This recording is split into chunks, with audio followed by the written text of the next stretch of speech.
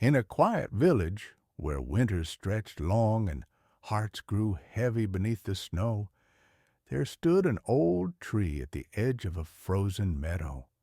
It wasn't remarkable by size or shape, but it was remembered, mostly by the elderly and mostly with silence, for it had once stood at the center of everything. Long ago it shaded lovers, heard children's laughter, and watched as generations passed beneath its boughs. But now its branches were bare and brittle, and most believed it was dying, if not already dead. Then came a boy named Rian, small in years, but weighed down by more than his age should allow. His father had left without a goodbye, and his mother, though physically present, had gone silent inside ever since. Words became strangers in their home. Loneliness clung to Ryan like the cold. One morning, in a mood that even he couldn't name, he wandered into the field wearing only his worn boots and a too-thin jacket. The snow reached his knees, and his breath rose like smoke. He didn't know why he was walking or where, only that sitting still inside the house felt colder than the winter outside. He found himself at the old tree, the one people said was long past life. Maybe that's why he chose it, because it was broken too. He sat beneath it, not to pray or think, but simply to exist beside something that didn't ask questions. And that's when he saw it, a single green leaf, trembling in the wind, hanging from the highest branch like a quiet rebellion. It didn't belong there, not in February, not on this tree, not in a world that felt frozen and unfair. Rian stood up and stared, unsure if it was real or his imagination. But it was real. He visited every day after that, not because the leaf did anything, but because it did not give up. Somehow that leaf told him, without speaking, that even when the world feels lifeless, something inside us still dares to grow.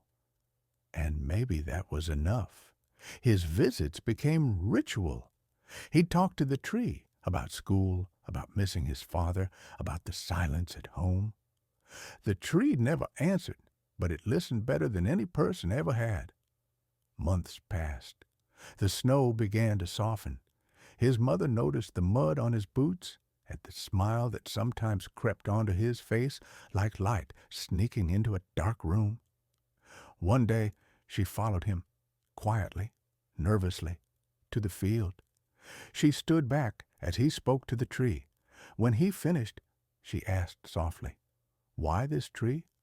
And he pointed, "Because it didn't die, even when it had every reason to." She looked up and saw the single green leaf, still holding on. Her eyes welled up, and for the first time in years, they hugged without words. Healing began that spring, not all at once, not with grand gestures, but in shared silences, in dinners eaten together, in laughter that felt like a language they had forgotten. The leaf eventually fell, but by then the tree had sprouted more, a dozen, then hundreds. Ryan never knew if the leaf had saved him, or if he had saved the tree by believing in it. But he grew up knowing this.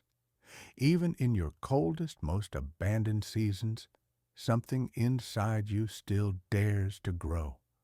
Sometimes it's a breath, sometimes a tear, sometimes the courage to walk into the snow. And if you're lucky, it's a single green leaf reminding you that you're not done yet. So if you've made it to the end of this story, maybe the leaf was meant for you too.